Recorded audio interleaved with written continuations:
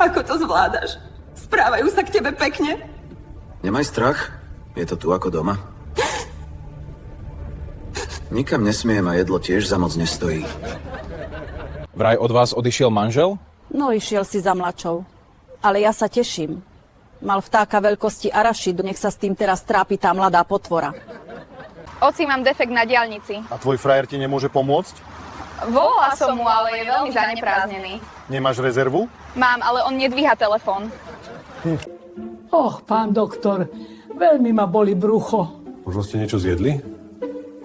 Plechovku s leďou, pán doktor. Boli nesvieže? Neviem, neotvárala som ju.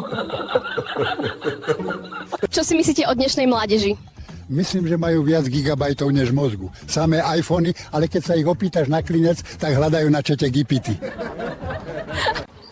Tu píšu, že pitie alkoholu skracuje život o polovicu. Koľko máš rokov, Stefan? 30. No vidíš, keby si nepil, mal by si teraz 60. Čo žena mi povedala, že si mám každý deň obliecť nový pár ponožiek. A? Dnes je piatok a už sa nezmestím do topánok.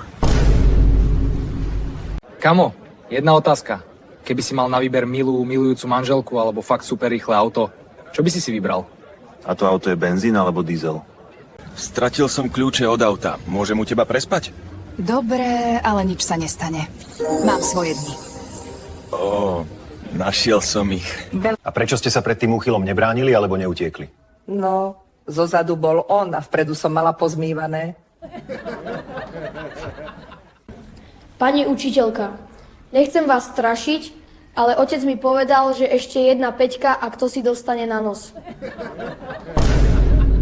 Jaj, keby si vedel, dedo Plesnivý, koľkokrát som ťa v mladosti podviedla. Čo hovoríš, babka? Oj, mám to ja šťastný život. V mladosti nevidel a teraz je hluchý ako poleno. Miláčik, čo keby som zajtra prišiel k vám a pred všetkými ťa požiadal o ruku? Manžel by asi zúril a deti by pukli od smiechu. Ja s takým lenivým človekom nebudem žiť. Vypadni z domu a už sa nikdy nevracaj. Dobre, odídem, ale zbalíš mi aspoň kufor? Dobrý deň. Kto to bol? To je jeden pán z ochrany ovzdušia. Vždy, keď príde k nám, pýta sa mamičky, či je čistý vzduch. Chcem žiť večne. Čo mám preto urobiť? Ožeň sa.